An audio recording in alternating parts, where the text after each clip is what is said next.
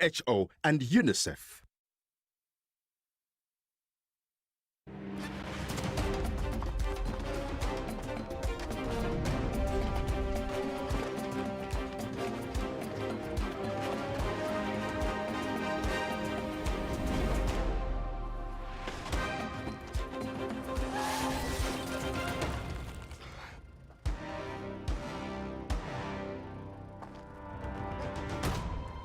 For stories you can't let go, only on Pearl Magic Prime.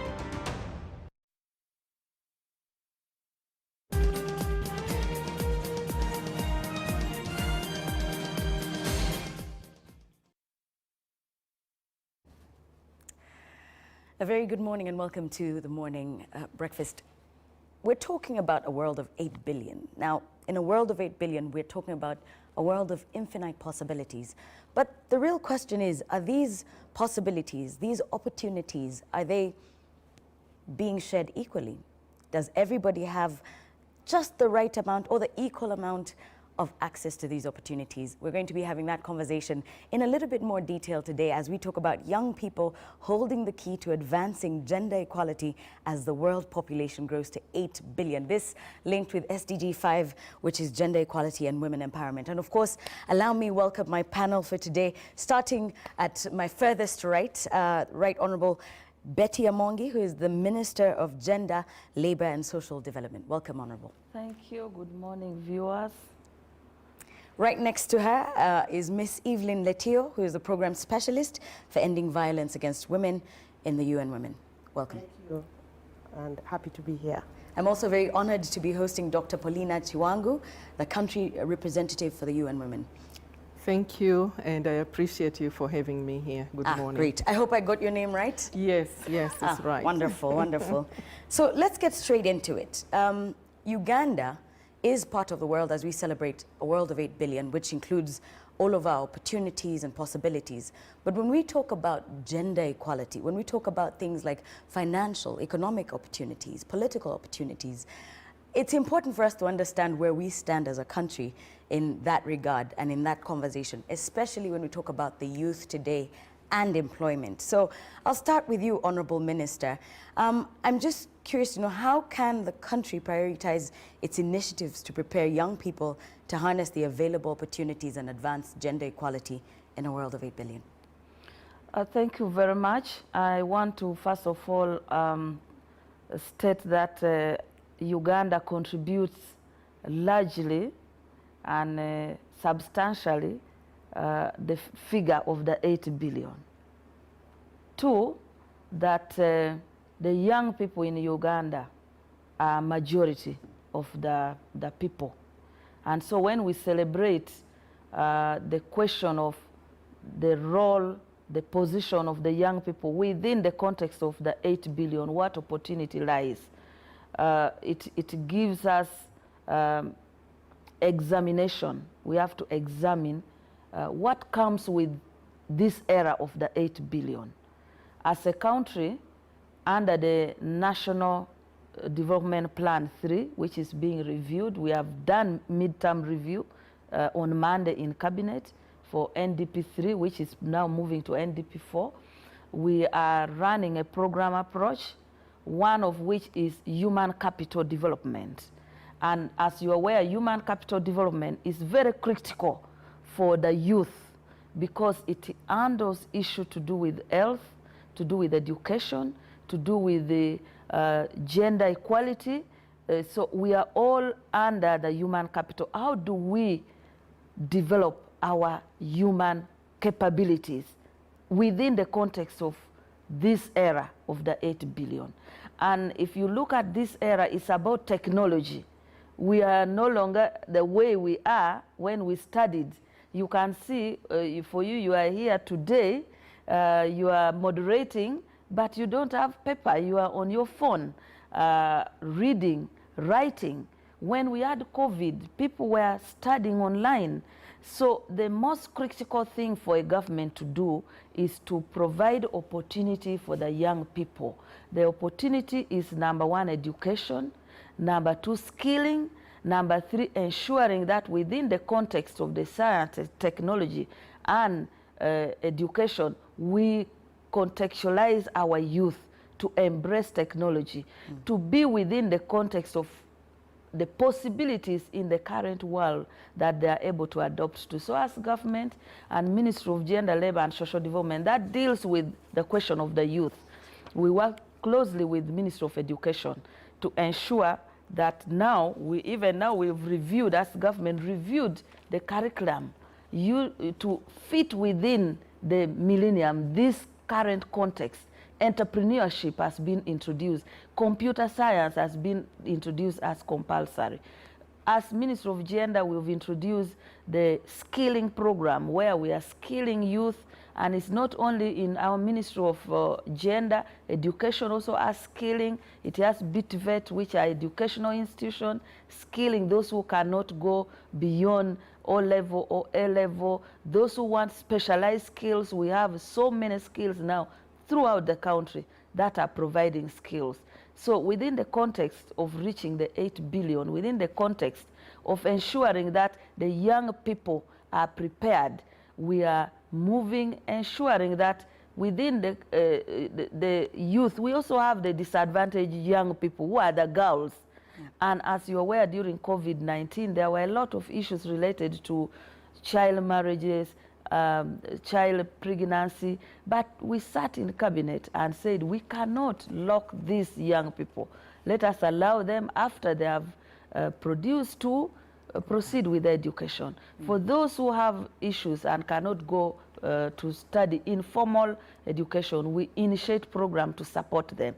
Let us deal with the socio-cultural structure that subjugates the girls and say you must go to school.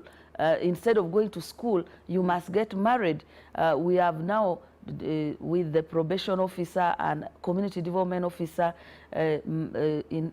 reintroduced a community awareness program, reporting mechanism to make sure that those who are subjugating the girls not to go to school are able to be tracked, reported, and handled through the legal framework. So as government, we are doing quite a number of things to ensure that the girls, the boys, the young people, and gender equality are achieved. And for us to achieve gender equality, we must start with the social-cultural. We handle the education to prepare them to be able to get the opportunities that they deserve within the context of the global context that these 8 billion are going to face, because the 8 billion will not face the challenges I faced when I was young. They are now facing different challenges. Yeah. So we continue to work with the partners to ensure that even reproductive health services, we are now saying, please, even in school, let us introduce sexuality education to tell the girls that, please, do not do ABCD. In our context those days, they would not want to teach you that HIV AIDS is bad, pregnancy is like this. But these days we are now saying, no, let us prepare the girls. Let them know so that they avoid. When they know, they are able to avoid. Thank you so much, Honorable. I'm actually glad that she's talked about the youth, and we'd like to know from you, Dr. Paulina. We're talking about a world of 8 billion in focus to the youth that she's mentioned. What's the situation for young people today, especially when you talk about young women? Thank you, Florence, for that question. Let me start, first of all, by appreciating UNFPA for coordinating this conversation. As you know, UNFPA facilitated this conversation. Absolutely. And we really appreciate it. And they really encourage us to look at it and see how this 8 billion will impact our work, all our work that we are doing.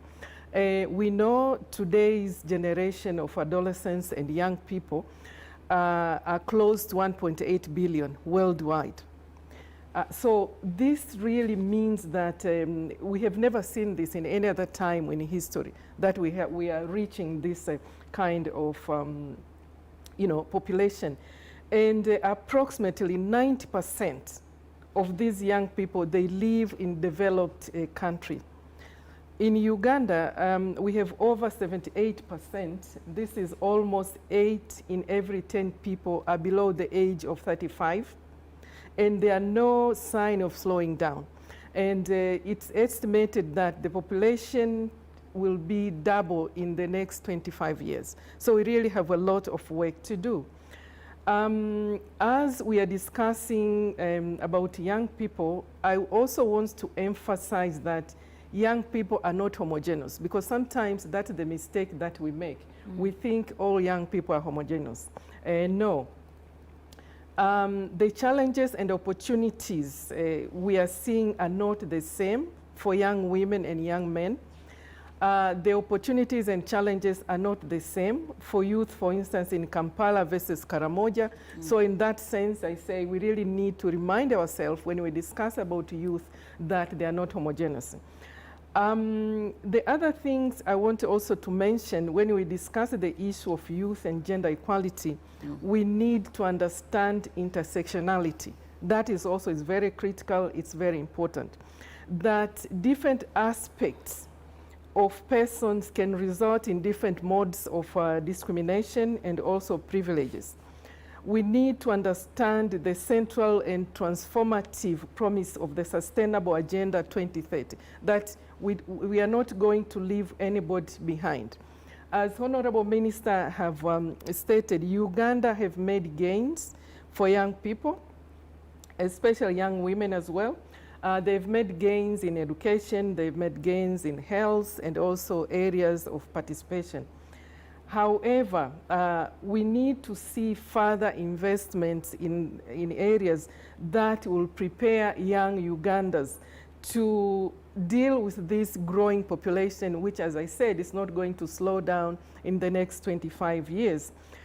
In Uganda, we have about 8.8 million young people aged between 15 to 24 who are not engaged in education, who are not engaged in employment, and who are not engaged in any kind of training.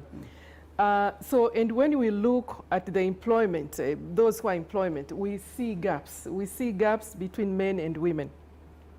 Before March 2020, the median monthly nominal wages for male wage employees on their main jobs were about 250,000 Uganda shillings for male. While for women, it was 140,000 for female wage employees in their main job. So even those who are employed, we see there is a gap, there is a difference between young women and between young men, between men and women. So these are challenges young women are facing.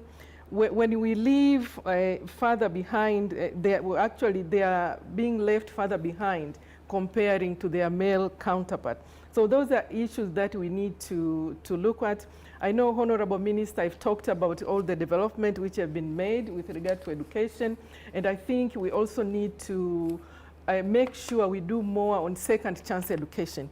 What about those young girls who for some reason have not been able to go through the mainstream channel of education? So let's make sure our education system accommodates them as well. I'm actually glad that you've mentioned that, because it ties in directly to something that Evelyn can help us with. I found a very interesting statistic from the World Economic Forum's most recent global gender gap, where it says that at the current rate of progress, it's going to take another 108 years to reach gender parity. Now, when we talk about the Ugandan context, it's true that there are very huge differences, especially when it comes to education attainment in secondary education, for example. And because of that, it goes back to what she says about some people being left behind. Please advise us, how can we ensure that girls are not left behind? Thank you very much. Maybe before I talk about how can we not ensure why girls are not left behind, let me talk a little bit about where do we usually leave girls behind? And why do we leave girls behind? If you look at Uganda and you know the world as a whole, girls are left behind when it comes to education. You know, many people just don't enroll girls to school.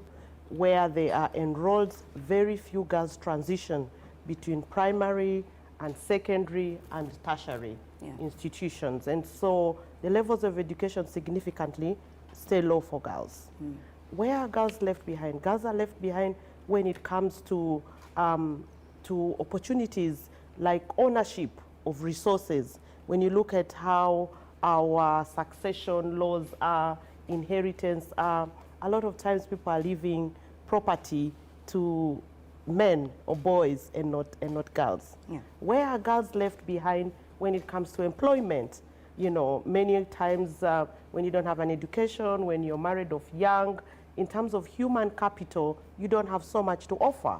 And so a lot of girls are staying home and doing domestic work in what we call unpaid care economy that we don't usually monitorize. So many places where girls are left behind. But why are we leaving girls behind? It's a really critical question for us. And it has to do with the norms that we have that do not necessarily value girls and see them as wives, as help at home, as, you know, supportive. They don't see them creating an equal contribution to the world. Yeah. So, you know, I just wanted us to start from where are we left behind, why are we left behind? Because in answering your question around what are we doing to do that, is the importance for us to recognize that we need to tackle the obstacles that make girls to stay behind. So now to your question, what are we doing not to leave girls behind? A couple of things. One of them, and both the minister and the UN Women Rep have talked about it, is around how we are enhancing education opportunities for girls, including second chance options. The ministry in 2020 developed what we popularly call the re-entry guidelines that allow girls who have gotten pregnant, girls who have had children, to be able to go to school. Because we're saying just because you got pregnant, you know, at 13, at 14, should not sentence you to a life of hopelessness. It does not mean that you cannot salvage that situation. So investments like that allow girls to continue both with formal education, but also girls to attain skills that they can use. Skills in business, skills in hairdressing, skills. We, through our programs around second chance education, have seen girls go into electrical engineering work, girls go into plumbing work that are even non-traditional, to start even challenging some of those norms that think girls cannot do the certain things that, you know, men can do. So that's the certain ways in which we are kind of like trying to say, let's not leave girls behind. In terms of our laws and policies, there are questions where we are asking around what are the opportunities that we are putting in place. I've talked about the re-entry policy that is allowing girls to go to school, but also through bills like the sexual offences bill. There are very strong provisions where protection that would have left girls out are being embedded in. We are beginning to put, you know, caveats and ways in which we are addressing things like harassment, discrimination that would be holding girls at ransom. But that said, I think there are also economic opportunities that are now coming. We have this World Bank program that the Ministry of Gender is going to be leading on for the next 5 years.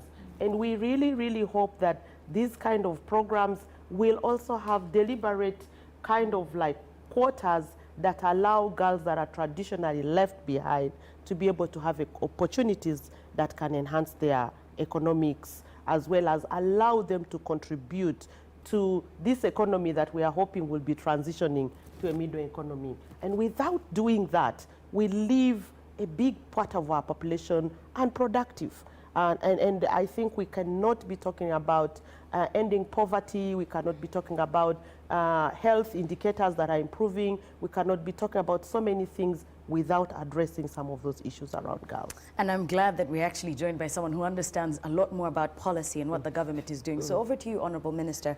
How is the country promoting development-oriented policies to support everything from productive activities, decent job creation, entrepreneurship, creativity? We're in Uganda, where, you know, the entrepreneurship level is high, and we have a great deal of curiosity. Things like financial services, access to those. How is the government creating policies, and what policies already exist that are helping? There are several policies that are in place. We have the employment policy, which deals with the equal opportunities in employment, equal opportunities in employment, and it is very interesting that when I was coming up to this place, I was ushered in a lift by a young man. As we were in the lift, we were joined by 4 other young men, and I kept on conversing with them, and this one said, this is an engineer, this is a production somebody, this is... So all the introduction, I wanted to understand what makes girls disadvantaged, what policies are there. And so when I looked at that, sometimes the type of work, the work environment is very important. So within the context of the employment policy, we encourage now, even recently, 2 or 3 weeks ago, we took to Parliament, to Cabinet, an amendment I took to Cabinet, and unanimously Cabinet has now adopted a proposition and is now before Parliament for amendment that all workplace must put the daycare center and a breastfeeding space or facility for young girls to come to work. Because what makes most girls not be employed in stressful jobs is the issue that I have to have children. And if I have children, I have to take care of the children. And if I'm to take care of a young child, can I go to work at 6 a.m.? Because some of the young boys I got when we were in the lift were telling me how they are at 5 a.m. They are here now. For you who is breastfeeding, how will you come can't afford to leave your at child 5 at that time. a.m. So those are the issues. But there are policies related to education, which addresses equal opportunities for education, both girls. There are issues of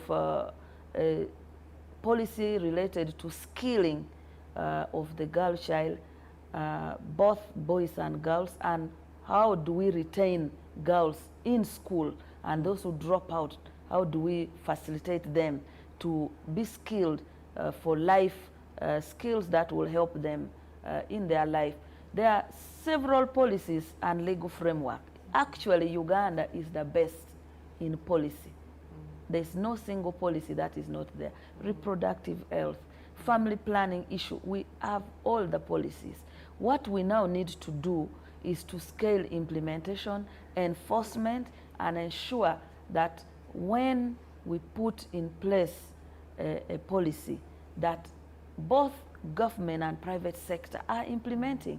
But sometimes you find private sector starts argument that, no, we don't have money to put a breastfeeding facility. We don't have money in private schools. You find they are making several excuses why they must employ and pay according to work hour, according to how people report, without putting infrastructure that supports female teachers, for example. So as government, there are so many policies and legal framework. For instance, on financing, now we have several programs that ensures that a quota is reserved for financing for girls and women. In the context of our ministry, we introduce specific financing for youth. We have the Youth Venture Capital Fund. I was last 1 week ago examining this with the Centenary Bank that undertakes this Youth Venture Fund on behalf of the Ministry of Gender. And they were giving me very important statistics, how youth have embraced and transited from the Youth Capital Venture Fund, which we give up to about 10 million, and you can graduate now to 50 million. And they were giving me statistics of how youth have benefited. We have the Youth Livelihood Program. That one became a little bit of problematic, but again, we have reintroduced it. We are trying to request youth to go to your different districts, please, and access the Youth Livelihood Program. The money is there in each of the districts. We have the Uganda Women's Fund Economic Program. This one is to support women who are in groups between 10 to 15. We support them, we give them between 8 million to 15 million for them to come up with any programs at a local level to support them. And in all this, we say, these are people who cannot afford your bank interest. So we give at 5%, and you per annum, and you are able to undertake at least a grace give them period. time for their business to grow. Even a grace period is given to them to start, so that you can start paying maybe after 6 months or a year. So we have several programs now. We have a program which is a grant from the World Bank, which we are also going to support financing for women and girls. Now, women support, when you actually support women economically, data shows that women who are empowered, the first call to their resources is education for their children. You will never find a woman selling tomatoes, selling onions, a woman who is like you in a studio, sitting and going to look for other aspect of life when your child is not studying. So empowerment, economic empowerment of women, we find it one of the most important instruments to stimulate economic empowerment for the younger people. So with the grant, we have about $217 million grant over the next 5 years. It is growth and opportunities for women. And of course, in the villages there, most of the women are actually young girls. You find somebody who is contextualized as a woman in the village is 15 years old, is 20 years old, because they are married off at a young age. So all those will benefit from this financing, which we are going to take it up to the grassroots level with very minimal interest rate. Again, under parish development model, we reserved 30% quota for women, 30% quota for youth, meaning that actually the 1 trillion that is in all, which is spread across all the parishes, 10,954 parishes in this country, 60% of each parish have reserved that money, 60 million for youth and women to access. So we have financing, and we strongly believe that economic empowerment is very important for stimulating youth and women's empowerment, but also education is very important in opening possibilities. If we did not study, we will not be seated here articulating these issues. So education is very important for us, but also ensuring that we make them understand, empower them with information about their rights, information about what they can do, where they can get information, where they can get services, but most importantly also information around their rights, around the socio-cultural context that needs to be reformed, because we want them now. We have several men who have come up to challenge the social customs, and many cultural institutions have joined the Ministry of Gender in challenging the cultural subjugation of early marriage, of gender-based violence, of all those that subjugate women and young people not to harness their potential. So we continue to work together to ensure that beyond the policy that is in paper, we also enforce and empower them with information. I hear you. Thank you so much, Honorable. Now, the Honorable has talked very passionately about when it comes to economic empowerment of the youth and of women. And I'd like for us to cross into a field that's perhaps something a little bit closer to home for her. When we talk about empowerment of the youth, we're not just talking about economic empowerment. We're talking about in governance, peace, security. Let's talk about voice, the importance of voice and inclusion. How can we achieve this? Thank you so much, Florence, for that question. Now, before I answer that question, I'm really glad that you asked the Honorable Minister the question about policy. Yeah. And yes, here in Uganda, outside Uganda, in the region, we have been really appraising Uganda for having best policies. And we have also been raising, as partners, as stakeholders, we've been raising concerns that we have a lot of good policies, but the challenge we have is operationalization of those policies. But 2 weeks ago, we were discussing and say, you know, what we are actually not discussing as how do we finance those policies? Because for policies to be able to be implemented, to be able to be operationalized, executed. Yes, we need to make sure that they are being financed. So I think as partners, as stakeholders, we really need to come together and see how we can help to make sure that those policies are being financed. Yeah, coming back to my question, Florence, it's really, earlier on when you asked me the first question about the context, I mentioned about the numbers and figures, but it's beyond numbers. We know young people have passion. We know young people have energy. They need outlets to express themselves. They need opportunities in order to participate in development, in order to participate in governance processes and so on. And I'm glad that Honorable Minister have mentioned some of this. About 2 weeks ago, I went to Moroto. It was during 16 days of activism. And I visited Inoya and also Kitgum. We had meetings with the community and local government.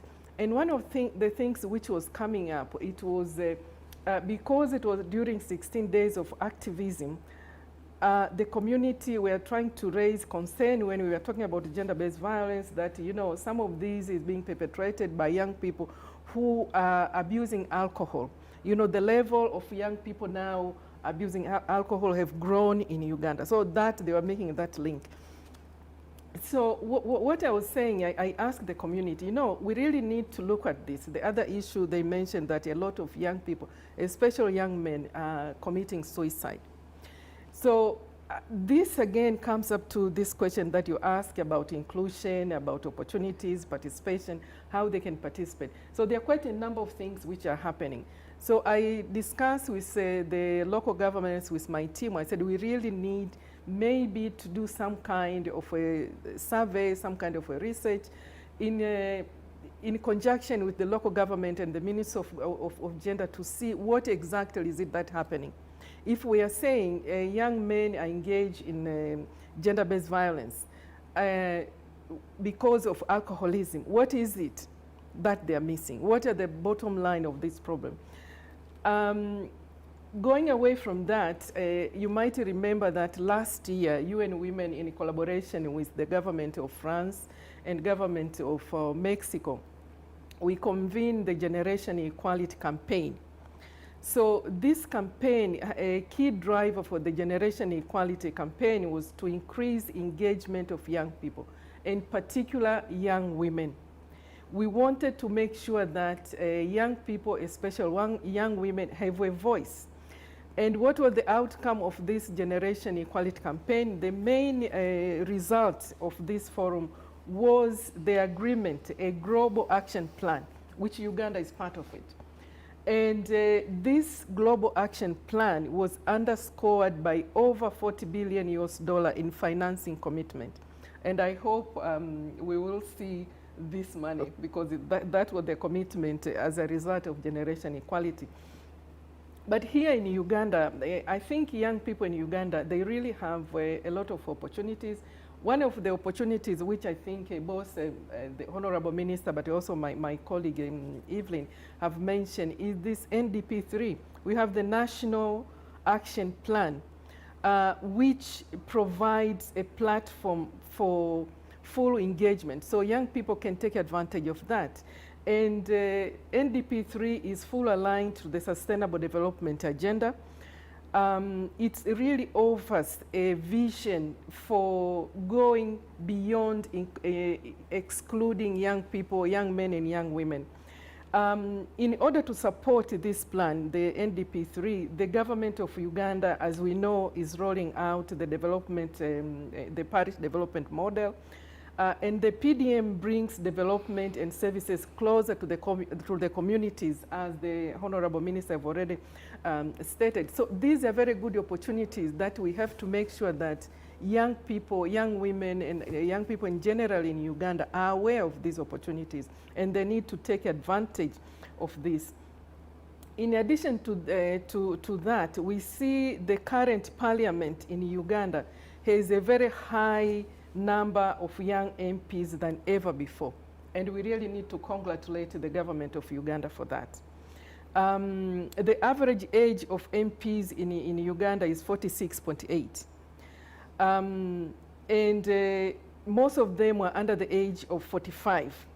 if you compare this to other countries, this is a huge achievement. It's really excellent because we are preparing the next generation or the current generation by having quite a number of young people being MPs. So we really need to make sure and congratulate the government, and we have to maintain this. For instance, if we compare Uganda to United States, you'll see United States have about 16% of their leaders are below the age of 45. So this is completely different.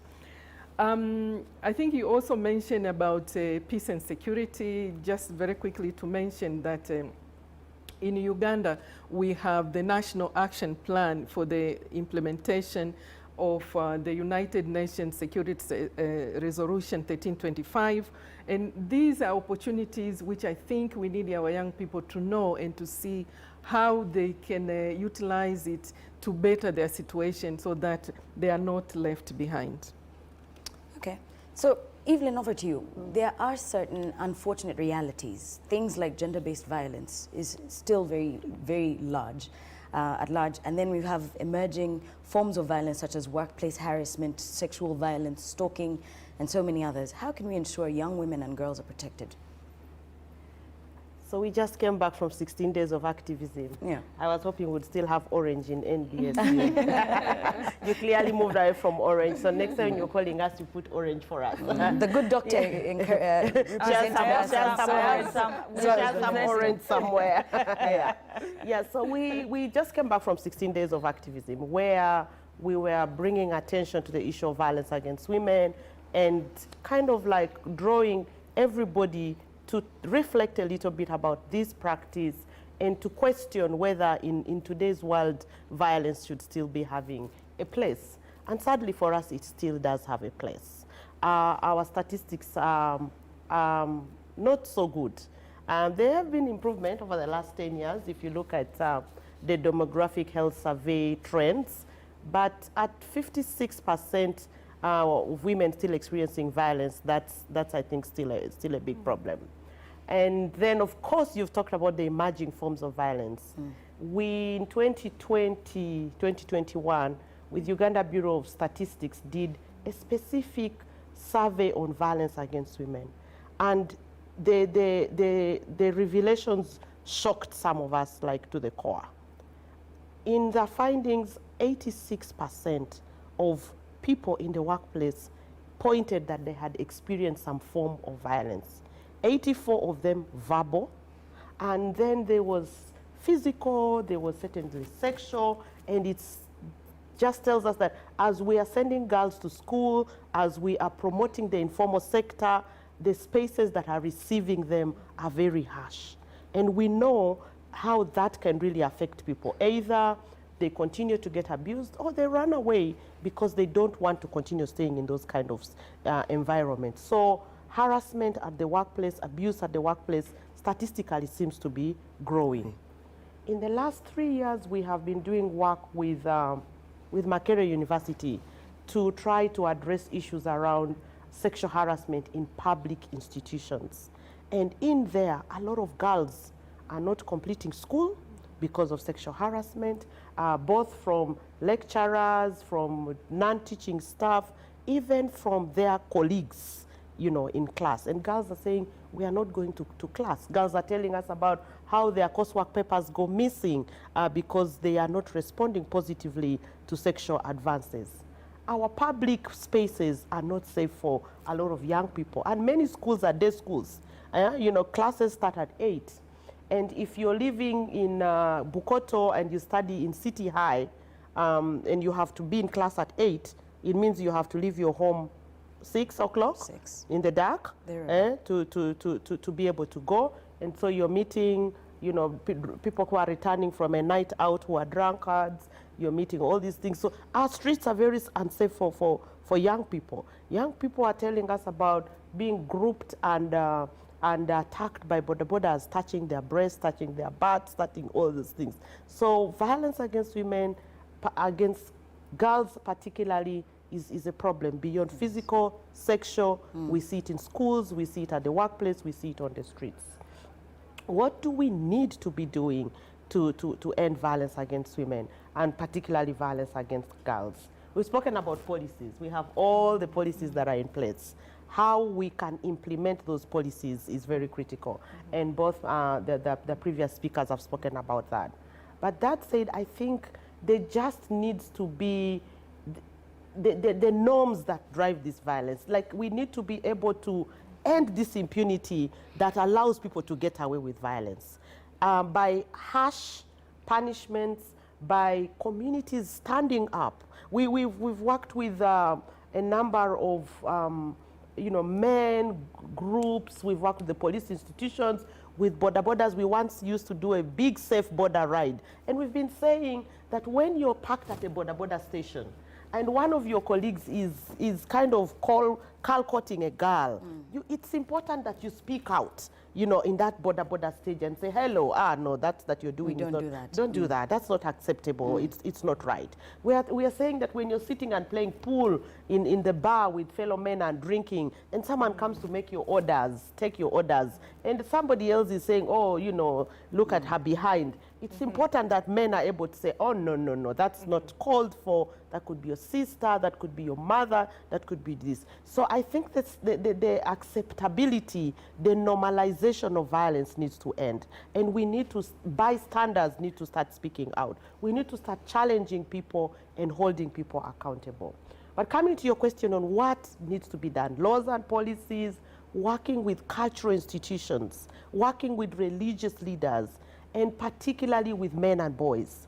We need to be able to have men and boys that are champions for gender equality broadly, but that are allies in this fight to end violence against women. So we don't just leave it for We the just women. don't do it. So that they reflect on their own behavior, on how they use their power in their homes, in their workplaces, on the streets. In 2020, 2021, we in Uganda customized a global campaign that we do that's called He for She.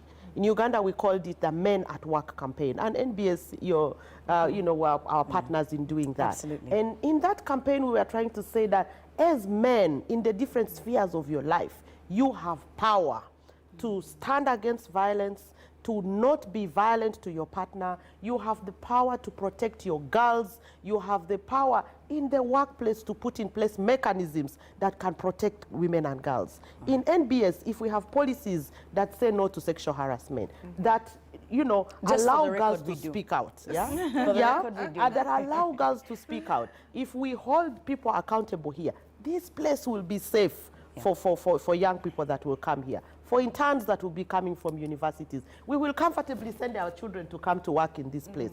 If every workplace in Uganda can do that, then this place becomes really safe for us. If universities can hold lecturers accountable, and they are beginning to. In Makerere, in the last 3 years, we've had almost 80% success rate in investigating cases of sexual harassment. And so the message is strong. The Vice Chancellor is very clear that we have zero tolerance to sexual harassment, and we are encouraging people to report. We have moved to Gulu University to do the same. And we hope that all universities in Uganda, through the Ministry of Education, Ministry of Gender, at some point will say, we are saying no to that. Thank you. Yes. Thank you so much, Evelyn. As we come close to the end of this particular discussion, you've mentioned something that reminded me of a correction that the Honourable Minister made at the start of our conversation, that gender equality or equal opportunities, not just about having 4 female panelists be able to have a conversation, but in beyond things like that, it means also being able to have women achieving their full potential economically, in governance, and in so many other sectors. Let's talk to you, Minister, about that. How can we enhance multi-sectoral coordination to be able to address barriers for women, for them to be able to achieve their full potential in a world of 8 billion? Thank you. The Ministry of Gender, Labour and Social Development is mandated to coordinate the multi-sectoral approach that should address issues of gender equality, equal opportunities, and within the mandate, we have our Department of Gender and Women's Affairs. We have also Equal Opportunities Commission. We have several other programs which address the issue of equality, but we chair an interministerial committee that brings on board all the ministries and MDS of government. Our role is to ensure that all government institutions put in place at least a person in charge of overseeing gender equality issues in that ministry. And I'm glad to say that in almost all ministries, agencies, authorities, they have that particular person who is in charge of gender.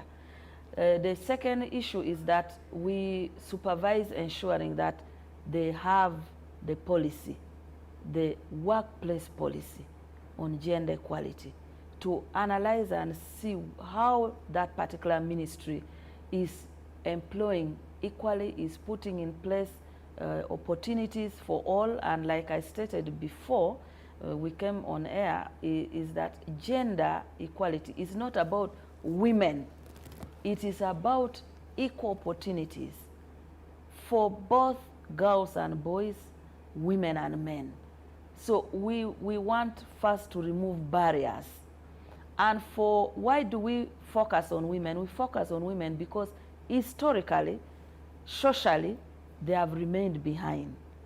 And so if someone is taller than you, and you are all told to pick something at the top of the wardrobe, what you need to do is to get a long table, put it near the tall person, put the short one on top, so that all of them can reach that top.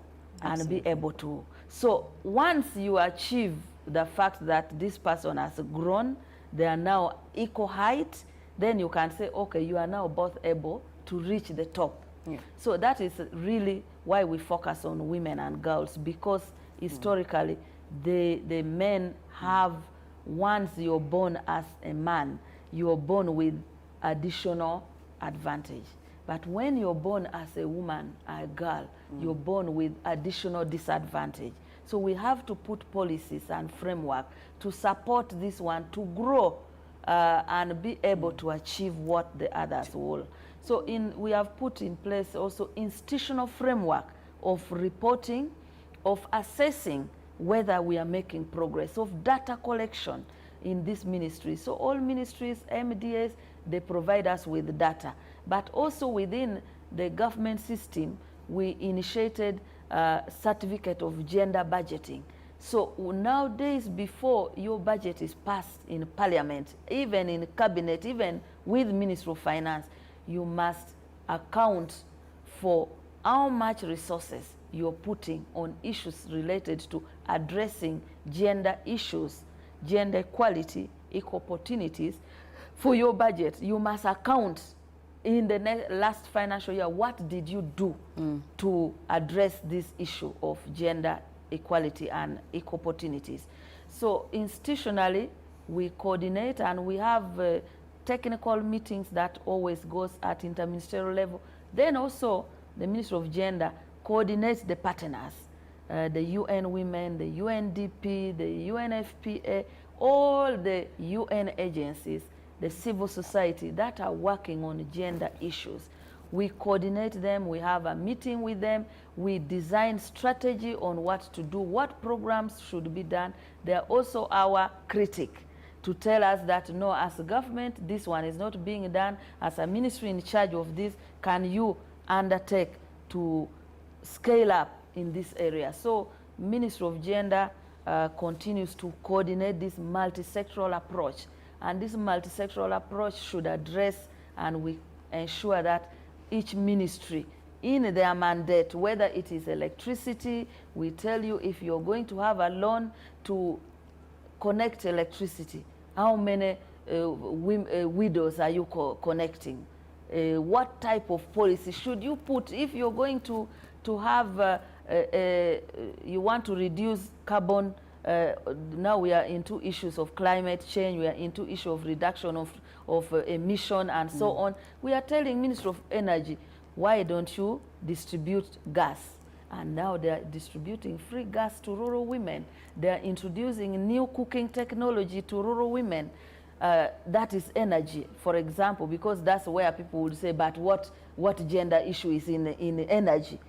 So all that we coordinate and work very closely. In oil and gas, we have said service provision, we must have at least 40% of women being service providers. And there are several service provision that can be done by women. So that multi-sectoral approach that we undertake is important. For one, coordinating harmonized positions and programming. Number two, harmonized framework of reporting and data collection. And number three, implementation mechanism that are coordinated and everybody comes together with one voice. Ah, wonderful, wonderful. Now, as we slowly come to a close, I'd like to know from you in just 2 minutes. She mentioned energy and climate change very briefly. In your parting shots, what does climate change, especially here in Ugandan context, mean for young women and girls in Uganda? And how do we build their resilience? Okay. Yeah, thank you so much. It's very interesting that we are discussing the question of climate change today, when about 3-4 weeks ago, in mid-November, our leaders convened in Egypt for COP27. And, that shows that climate change is a global challenge and it requires global solutions as well. And it's also very interesting that during COP27, they had a gender day, which shows that even the leaders now understand we need to approach the climate change situation from a gender perspective.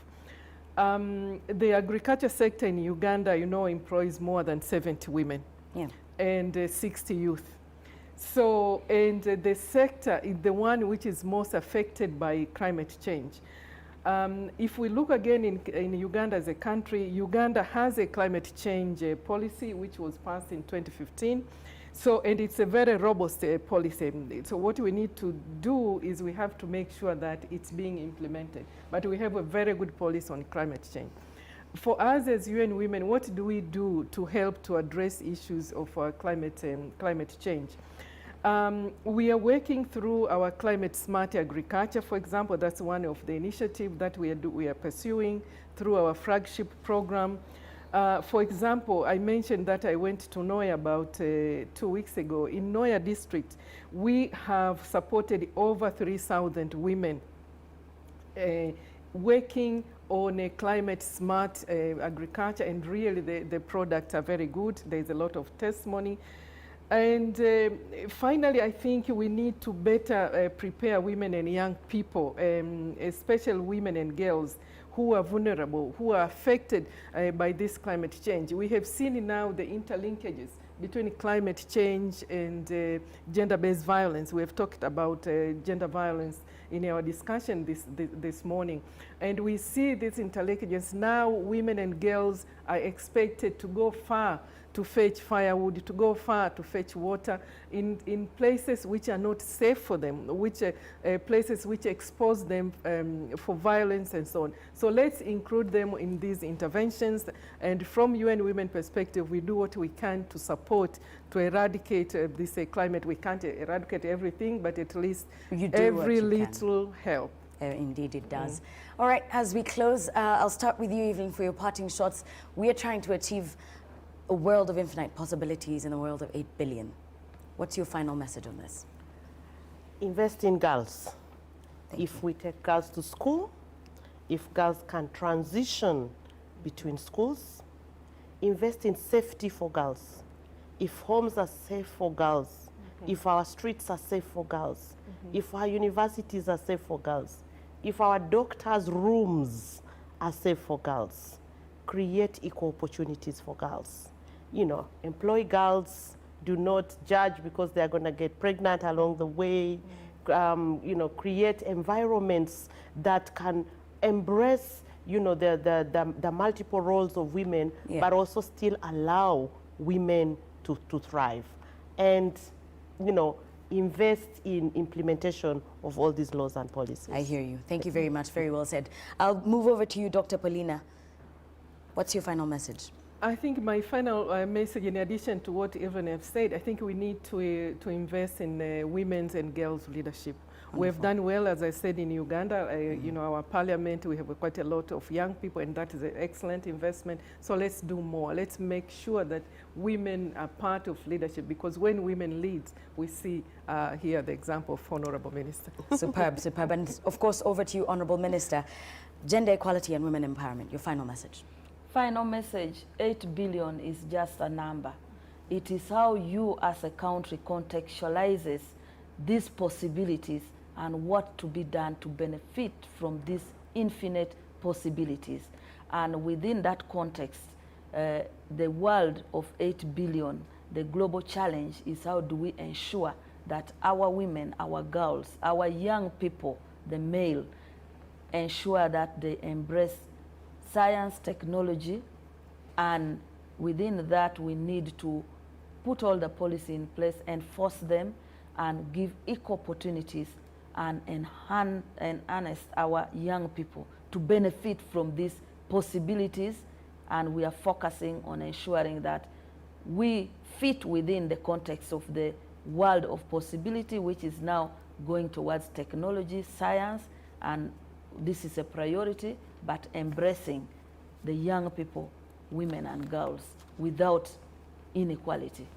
Thank you so much. Ladies and gentlemen, my panel, and with a panel like you, I'm sure that girls and women all over the world are in just great hands. Thank you so much for joining us. Our panel again, I'll start with right to my right, immediate next to me is Dr. Paulina Chiwangu, who is the country representative for UN Women. Next to her is Evelyn Letiyo, who is the program specialist for ending violence against women in UN Women. And of course, Honorable Betty Amongi, who is the Minister of Gender, Labour and Social Development. Thank you so much for being a part of this discussion. As we close this conversation, I thought to leave you some food for thought. Something that I found that scared me quite a bit. Yes, we're talking about governance and economic equality and all of those things, but here's a statistic for you. Women are apparently 47% more likely to suffer severe injuries in car crashes because safety features were designed for men. Take that as food for thought as you do your part in achieving gender equality. Have a lovely morning. Thank you.